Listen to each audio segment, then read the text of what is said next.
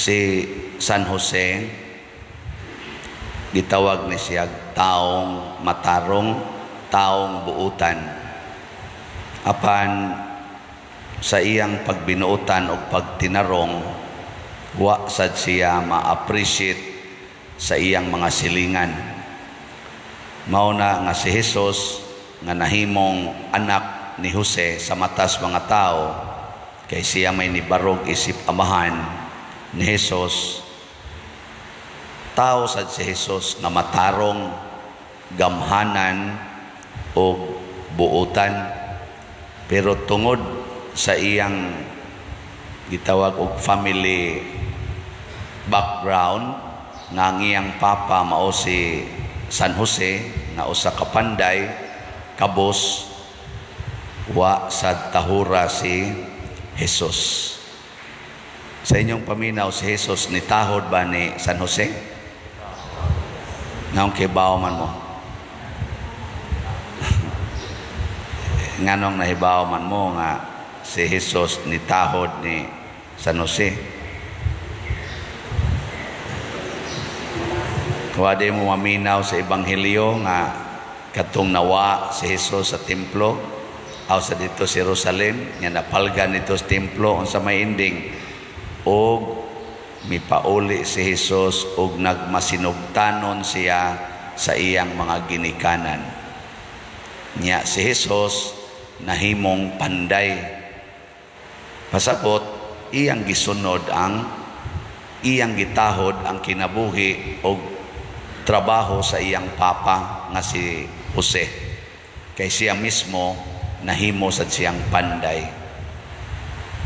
Daghan kay mga anak nga inig dagko na kung ang ilang ginikanan mag-uuma, kargador, panday. Daghang mga anak nga moingon maning kamot yung eskwela kay dili sayon ang kinabuhi gipuy-an sa akong ginikanan aron mahaw-as ko ni ining maong kalisod. Hasta sa mga ginikanan moingon sad di ko gusto nga ang akong mga anak muagis akong giagian kay dili sayon. No. Lagi. Lingi anay mong tupad. Ing na nisunod kas panginabuhi sa imong ginikanan. O nagsigi kag likay-likay. Likay-likay ba? Labi na gid ng kakabos. Di kita gustong mahimong kabos. Mao gina. Pero kung atong tanahon, ang Ginoo nga mao si Jesus mao'y nagbuhat sa tanan. Matod pa sa unang pagbasa, ang tanan siya'y nagbuhat. Wa gyud nabuhat langit o yuta nga dili pinaagi niya. Unom kaadlaw niyang gibuhat ang atong universo. Niya pag ikapito ni pahuway siya. Kinsa may katapusan niyang gibuhat? Ang husga. Wa mo iklaro. Ang tao mo'y katapusan niyang gibuhat. Nya unsa may iyang gi-assign sa tao? Ang sayon kayo nga buhat. Unsa may buhat? Atiman na lang ning akong mga binuhat og gamita kini alang sa imong kabuhian.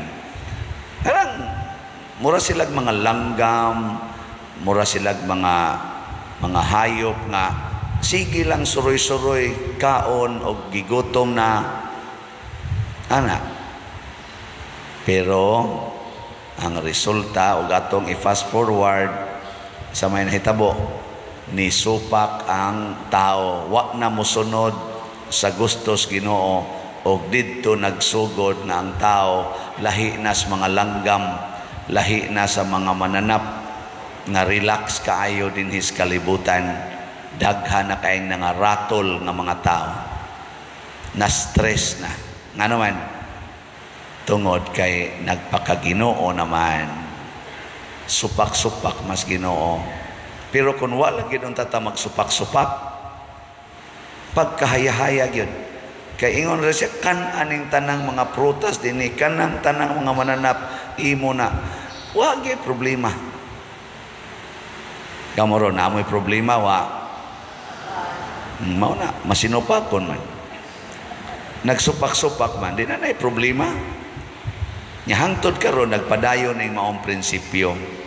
Ayaw lang yung supaka ang Ginoo. Mo na kani si San Jose, modelo ni siya dili lang sa pagkamamumuo, pero modelo po ni siya sa pagkamasinugtanon.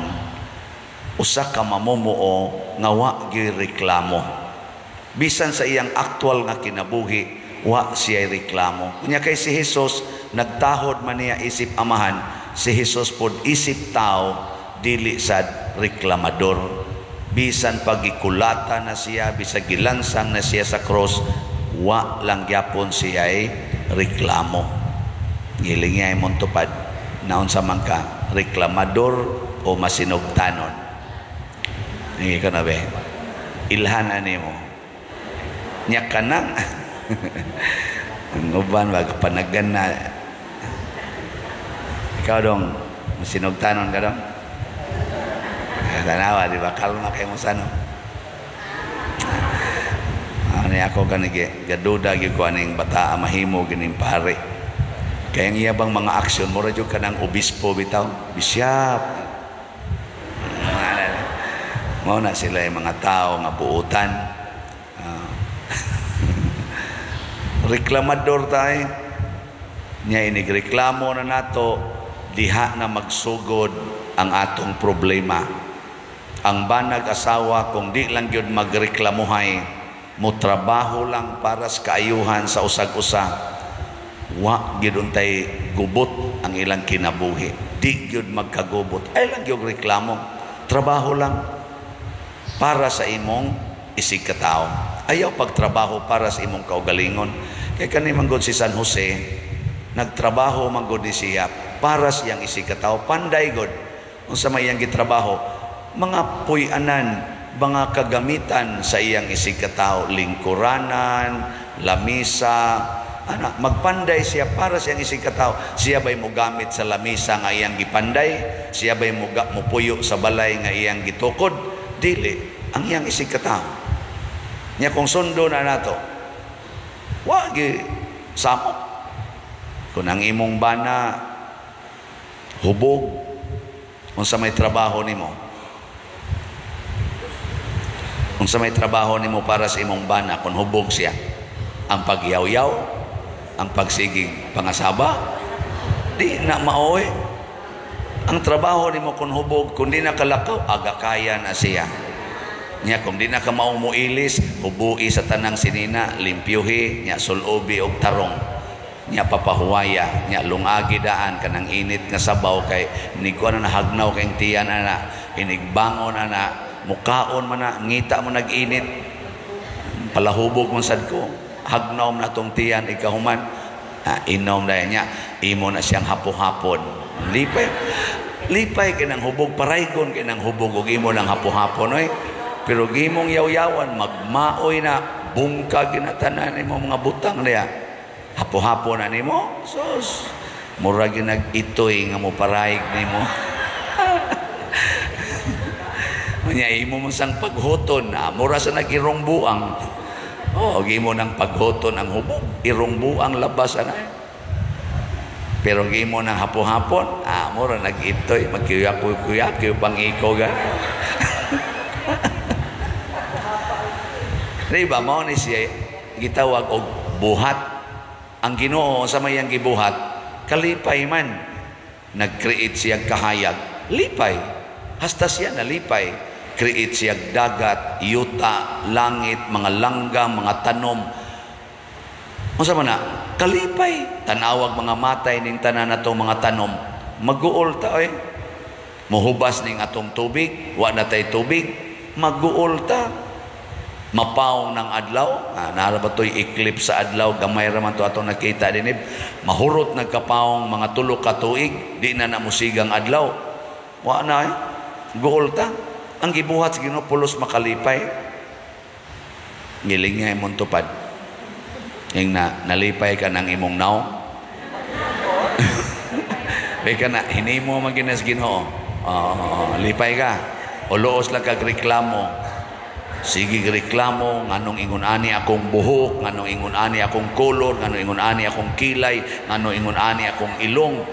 Napayuban mo reklamo, nganong nahimo kong babae, nga laki manunta ko, nganong nahimo kong laki, nga babae manunta ko. Sige lang reklamo. Wa gyud ka appreciate nga gihimo siya sa Ginoo with love. Mo na mo trabaho ta nga naay gugma. Ang una yung mahitabo sama ni San Jose ug ni Hesus, higugmaon gyud ang trabaho dili ang sweldo. Karon ay naay mga trabahante dayog rally, magrally. Siging demand anang increase. Unya og manimba, wa gyud mo increase ang kolekta nga gihud. Di gyud mo increase niya, kusog kay mo rally aron lang gyud mo increase kuno. Ya, inigabot dire. Ang kuyaw sa kang pare siging demand nga increase sa kolekta nya kundi mo increase tagaan ti kagsikan koleksyon. Pero ang mga labandira wa gi increase. Ang sekretary pila na katuig serve wa gyud ma-increase. No? Ang ni-increase sino nang gidaghanon nga sakyanan sa pare. Ano ba? Ni-increase noon ang mga balay sa pare. Ang kuya umingon pag yung uban, ni-increase ang kapit sa pare. Ito lang ang hinayon kay maapil ra ba ko ana. Mo na ba? Ang mo increase maugyod ang kalipay sa atong isig katao, dili ang ato. Basta trabahante ta, liwatan ni San Jose, ang kalipay sa isig katao mo increase. Gani si John the Baptist unsa may iyang prinsipyo, he must increase, I must decrease. Siya musaka, ako muos-os. Mao nay tinuod nga trabahante. Unsa man say mahitabo kung mao nay batasan sa usa ka mamumuo. Ang iyang amo malipayon. Ang iyang amo mutan-aw niya nga dunay kalipay. Nya kun mutan-aw kas usa ka tawo nga naay kalipay, nya kay gustong ihatag niya. Unsa may imong ihatag, kanang makapaguol niya o makapalipay? Hoy, kusga. Oh, kasimple ra de sa formula. Aron tagaan kag dako nga sweldo, lipaya ang imong amo. Lipaya ba? Ayaw glibak ka, ayaw sige higdaot. Ako bitaw dinhi, mahiubos magyud ko aning mga atong staff bitaw dinhi nga kana bitang kuang-kuanon ko kanang libak-libakon ko tungod ko no anang usahay hapit na kuno mo abot og 18 oras kay na ako'y daghang ipabuhat. Din amla sa takatog ani sugod tag alas 8, alas 7 buntag, usahay alas 5 pas buntag, hangtod na malang sa tas alas 9 gabi niya. Maura-mara pa niyang ihatag nato. Ngayon ba na muyaw-yaw yung ana niya makadungog ra ba ko gikan sa uban. Muna makaingon ko ba nga ako gani nangapagaw naman ko direk pangayog kwarta. Diskarte to the max gyud aron lang gyud makakwarta.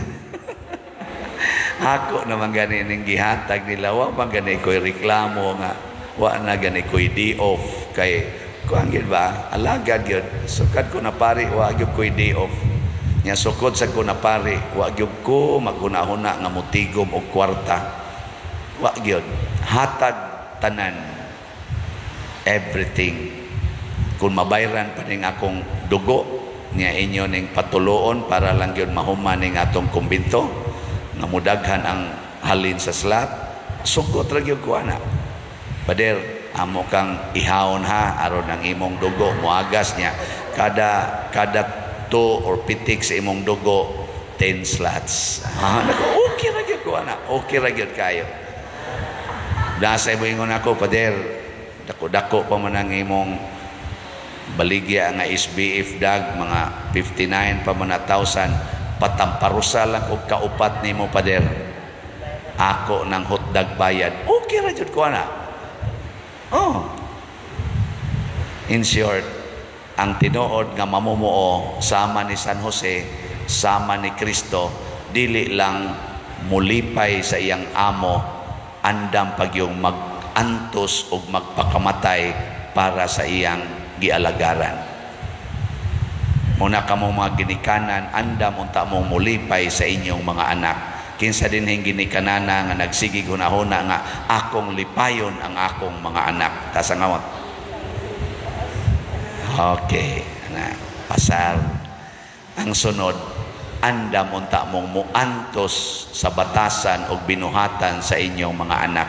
Kinsa dinhi ang di gyud masuko, muantos lang. Tasangawat. Kanang di gyud mo yaw-yaw, di gyud way pangasaba, wa tanan. Kay kanang muantos hilom. Muhilom ra ba sama ni Kristo nga mura kuno siya karnero nga gidangat to sa ihawan, way imik, way timik. Bekin sa din hing ginikanana nga wa gyud kayaw-yaw sa anak tas kabot. Wa na mo kapasar. Labaw na gining katapusan. Kinsa din hing ginikanana nga anda magpakamatay para sa ilang mga anak tas kabot. Pasabot ka ng ginikanana, di gid na manugo sa iyang anak. Kinsa din yung ginikanana, kamong ni isa, nga anda magpakamatay, kinsa ninyo ang wa gyud manugo sa inyong mga anak. Tas kamo. Mayo, to usang ni isa. O mas takibahog kisay anak ka na niya. Pero, kanang di gyud manugo, kay kana magong patay, tanawa ra na ninyong taong patay, manugo bago na. Isod ni mong lungon, okay lang. Isod ni mong nitso, okay lang. Imong isod og yuta, okay lang. Imong sunugon, kay ikrimit, okay lang. Di yun manugo nga, oy, kuha ni, oy, pag na ni, oy, wa. Ang patay, andam sa pagsunod, sa gusto, sa mga buhi. Mabitan na usahin, uyaw-uyaw ko ano yung mga anak, na kung anong inyong manang gikrimit inyong mama, inyong papa, na ay COVID, na ay contagious disease. Wa man pader, kanang kuan lang pader ba, kanang comfort lang kay mabutang na mo sa namang gumikulumbaryong pader, among ikuan mo. May lang ba, ato na mo doon kay huot na kay inventaryo pader eh. Huot na kaayo. Ana. Na mo sa sila'y point, pero moingon ko, ang lawas nga mo'y nag-anak nimo, ang lawas nga mo'y nagpasuso nimo, nagsapnay nimo, nag-agak nimo kada adlaw, nagmatuto nimo og nagpaagas sa singot og luha para nimo, imong sunugon? Ano ba? Isya mo sa nang i-preserve ang asis, Father? Naku ka nang imong papa rong kalakaw-lakaw, sunugon ko na, i-preserve lang ang asis. Ang saman, okay nimo, di ka ko nimo patyon. Pero inig kamatay na, di na ka mo respeto. Muna, ang patay, ato ginang tahuron. Gani ang uban, ayaw mo pagtukar diha, kay na minatay. Mutahod man gaita, nganong kasige mamong pangatawa diha, na ay namatay, na ay gihaya. Ayaw mo pag-disco, kay na ay gihaya. Ayaw mo pag-basketball diha, kay namatay si Kuan, narana diha, inyo ng wapuhan. Sige mo diha. Tahuron ba ang patay? Muingon man gay sila, ay cute pag komedya diha minatay. Lahi ra ba ng minatay kaysa buhi? May pag mo komedya kag 1,000 kabuk buhi kaysa mo komedya kag usa kabuk minatay. Tahod ba? Sunugo naman hinoon. Di taksabot eh. Nga naman, kay nawa na ang atong pagkatinuod nga mamumuo, ang pagkatinuod nga sulugoon, ang pagkatinuod nga alagad sa atong amo nga mao ang Ginoo nga nagbuhat sa tanan ug mao say miluwas natong tanan. Si San Jose mao'y amahan ening maong manunubos nga hangtod karon ato pang gisaulog ang iyang pagkabanhaw gikan sa mga patay.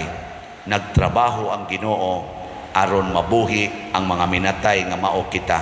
Gitagaan ta niya kaluwasan, giunsan niya pagtrabaho, gisunod ra niya ang kinaiya ni San Jose. Siging alagad, di mangayog bayad, siging antos, way reklamo, hangtod pagkamatay, wa gyud mohonong sa pag-alagad. Sige, lingian na imong tupad.